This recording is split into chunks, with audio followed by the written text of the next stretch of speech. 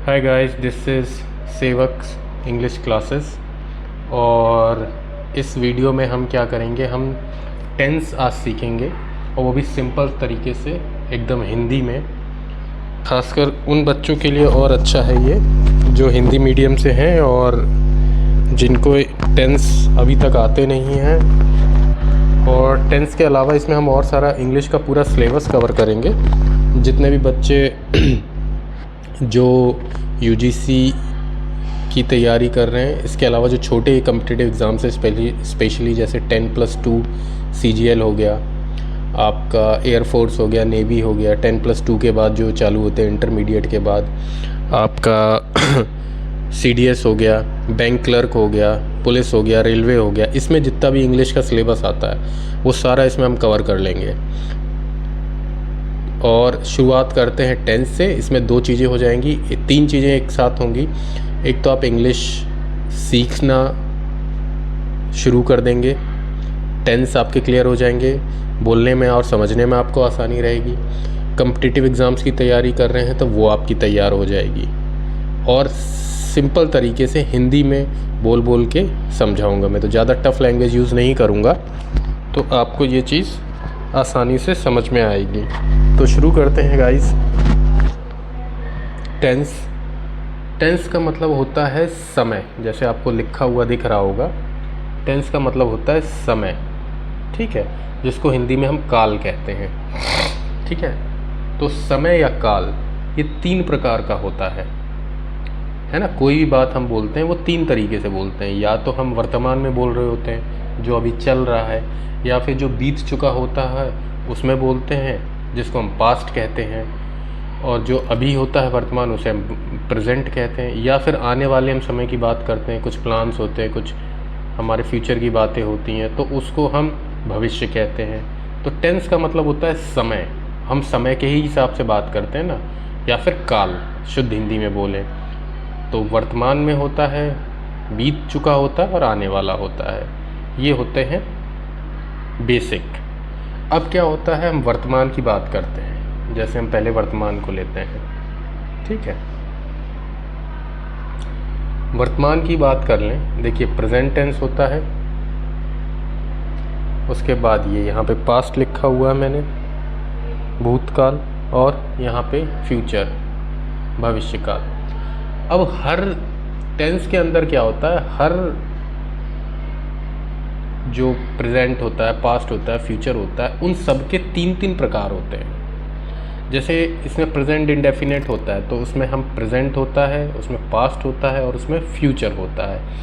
और हर इनके 3 भाग होते हैं और इन तीनों के भी 3-3 भाग होते हैं। क्या? अफर्मेटिव सेंटेंस, जिसको हम कहते हैं सकारात्मक वाक्य, ठीक है। फिर इसी में होता है निगेटिव, नकारात्मक जिसमें हम किसी चीज़ की मना करते हैं कि नहीं ऐसा नहीं हो सकता, नहीं मैं ऐसा नहीं करूँगा। सकारात्मक होता है सीधा सीधा वाक्य, मैं शुद्ध हिंदी में बोलूँ कि जिसमें हम कहते हैं कि हाँ ये हो जाएगा, ये कर लेंगे, तो ये सकारात्मक होते हैं। इसमें ना का प्रयोग नहीं हो रहा, वर्तमान में बोला जा रहा है और सीधा बोला जा रहा है, ठीक है। नकारात्मक नहीं का प्रयोग होता है जिसमें हम नॉट लगाते हैं, आगे बताऊँगा मैं। और तीसरा होता है प्रश्नवाचक जिसमें हम कुछ प्रश्न पूछते हैं, क्या तुम आओगे, क्या तुम ये करोगे, क्या तुम ये करते हो, क्या ये होगा, क्या वो होगा। तो ये होते हैं प्रश्नवाचक, ठीक है, जिसको इंटेरोगेटिव कहते हैं, निगेटिव और अफर्मेटिव, ठीक है। ये तीनों समझ में आए आपको। इसी तरीके से पास्ट होता है, पास्ट के भी यही 3 होते हैं। बीते हुए कल को भी हम 3 तरीक़ों से बोल सकते हैं। या तो हम उसको सकारात्मक तरीके से बोल सकते हैं, हाँ ऐसा हुआ था, या नकारात्मक तरीके से, नहीं ऐसा नहीं हुआ था, या प्रश्नवाचक तरीके से इंटरोगेटिव, क्या ऐसा हुआ था। तो ये होता है इसका, हर किसी के बोलने के 3 प्रकार होते हैं, ठीक है। अच्छा, वही भविष्य है, भविष्य को भी हम 3 प्रकार से बोल सकते हैं।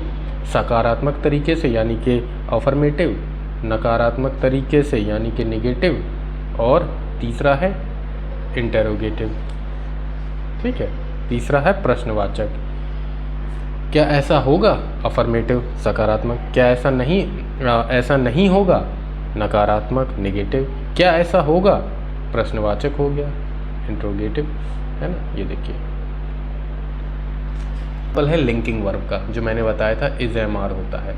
अब यहाँ पे कोई कार्य नहीं हो रहा होता है, ठीक है, ये भी मैंने बताया था। यहाँ पे किसी के बारे में हम कुछ बता रहे होते हैं। तो ये क्या है, मैं एक खिलाड़ी हूँ, ये आएगा प्रेजेंट इंडेफिनेट में ही, but as a linking verb इसको हम यूज़ करेंगे।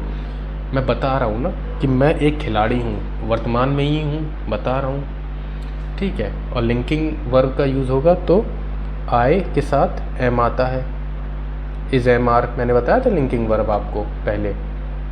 तो एम का यूज़ हुआ यहाँ पे, तो आई एम, मैं एक हूँ तो एक के लिए ए, तो आई एम अ प्लेयर, मैं एक खिलाड़ी हूँ। तो लिंकिंग वर्ब का यूज़ आपने देखा। दूसरा एग्जांपल देखते हैं, तुम मूर्ख हो, तो यू के संग आर आता है, ठीक है।